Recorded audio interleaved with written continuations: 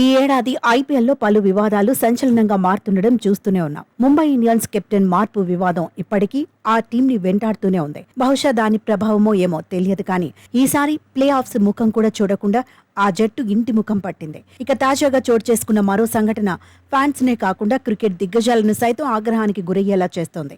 LSG captain KL Rahul పై ఆ జట్టు franchise యజమాని బహిరంగంగా అవమానించడం పెనుదుమారాన్ని రేపింది. దీంతో రాహుల్ ని బుజ్జగించే ప్రయత్నాలు చేస్తున్నట్లు తెలుస్తోంది.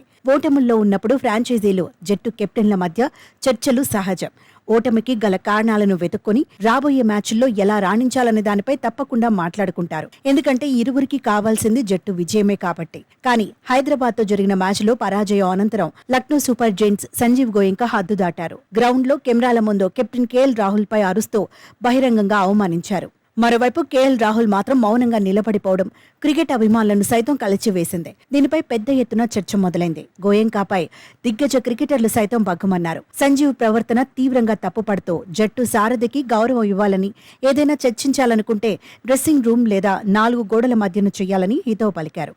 అయితే ఈ సంఘటనని కేఎల్ రాహుల్ సైతం అవమానంగా భావించినట్లు తెలుస్తోంది. దీంతో ఈ సీజన్ ముగిసిన అనంతరం లక్నో ఫ్రాంచైజీకి రాహుల్ గుడ్ బై పలకనున్నాడని వార్తలు చక్కర్లు కొట్టాయి. ఆర్సీబీ తరపున కేఎల్ రాహుల్ బరిలోకి దిగుతున్నాడని కథనాలు సైతం వెల్లువెత్తాయి.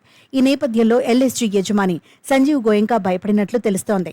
జట్టును వీడకుండా కేఎల్ రాహుల్ ను బుజ్జగించే పనులు మొదలుపెట్టాడు. సోమవారం రాత్రి తన ఇంటికి కేఎల్ రాహుల్ ను సంజీవ్ ప్రత్యేకంగా ఆహ్వానించాడు. రాహుల్ తో కలిసి భోజనం చేశాడు. మొత్తంగా మైదానంలో తాను చేసిన తప్పును సరిదిద్దుకోవడానికి సంజీవ్ తీవ్రంగానే ప్రయత్నాలు చేశాడు. మరి రాహుల్ ఏం ఫిక్స్ అయ్యాడో మరికొన్ని రోజుల్లో తేలిపోతుంది.